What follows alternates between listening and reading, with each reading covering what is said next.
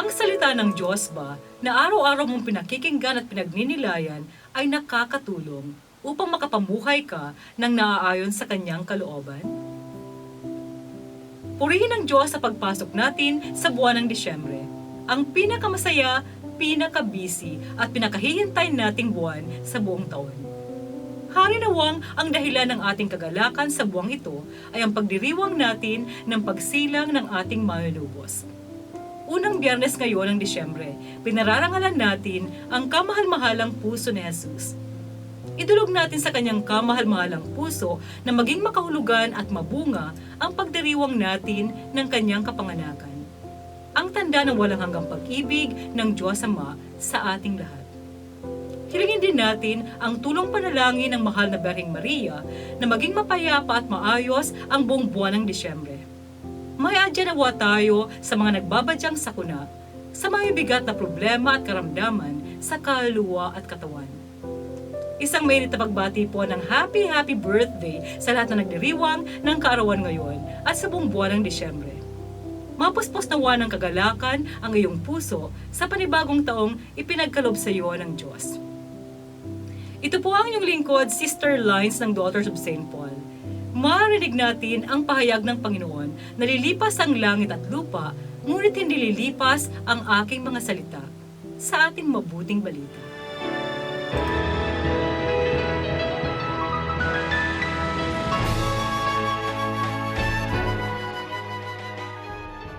Sinabi ni Jesus sa kanyang mga alagad ang isang talinhaga. Tingnan ninyo ang punong igos at ang ibang mga puno. Pagkakita ninyong nagdadahon na ang mga ito, alam ninyong malapit na ang tag-init. Gayon din naman, pag napansin ninyo ang mga ito, alamin ninyong malapit na ang paghahari ng Diyos. Talagang sinasabi ko sa inyo na hindi lilipas ang salinlayang ito at mangyayari ang lahat ng ito. Lilipas ang langit at lupa, ngunit hindi lilipas ang aking salita.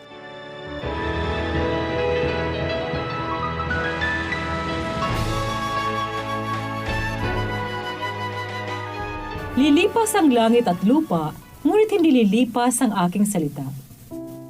Ang sinabing ito ng Panginoong Hesus ay nagpapatotoo na ang kanyang salita ay mananatiling buhay at mabisa sa lahat ng panahon. Isa itong kasiguruhang ibinibigay ng Panginoon sa mga taong naniniwala sa kanyang mga ipinangaral. Mula sa salita, naganap ang lahat.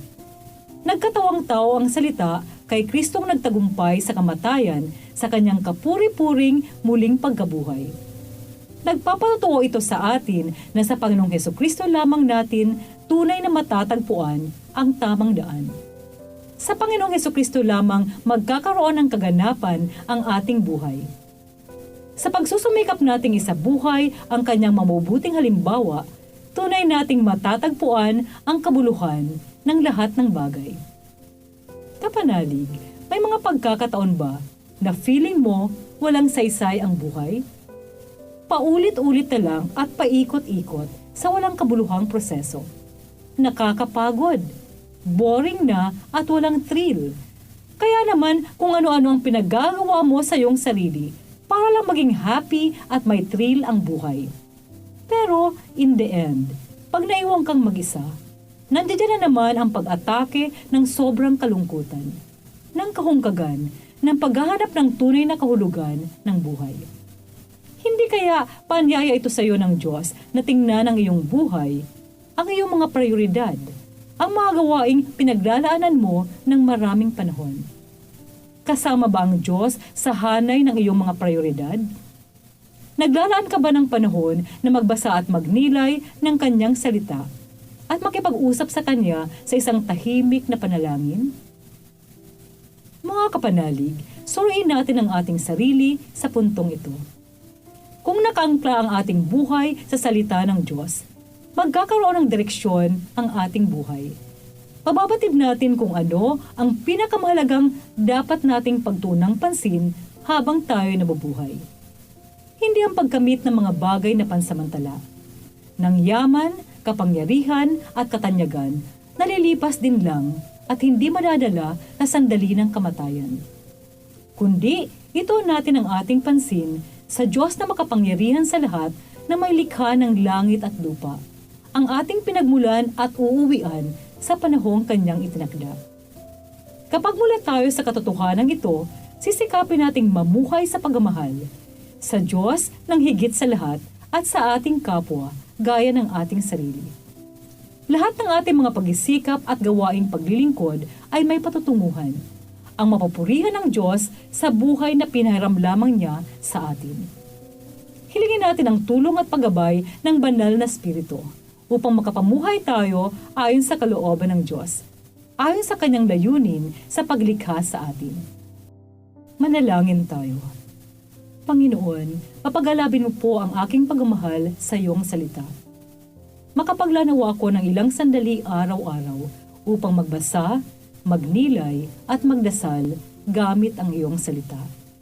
Tumimunawa ang iyong aral sa aking puso't kamalayan at sa tulong ng iyong banal na Espiritu, baguhin nito ang aking pagkatao. Amen. Mga kapanalig, support Pauline's online ministry.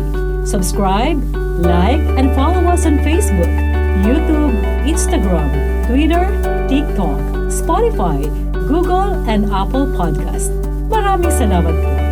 At sa lahat na nag-message sa amin na humingi ng panalangin para sa iba't ibang intensyon. Asahan po ninyong kasama niyo kami sa pagdarasal na ipagkaloob ng Diyos ang inyong mga kahilingan. Ito po muli si Sister Lines ng Daughters of St. Paul na nagpapaalalang salita ng Diyos ating dasalin at pagnilayan upang paglalakbay natin sa buhay, magabayan, maging mabunga at makahulugan.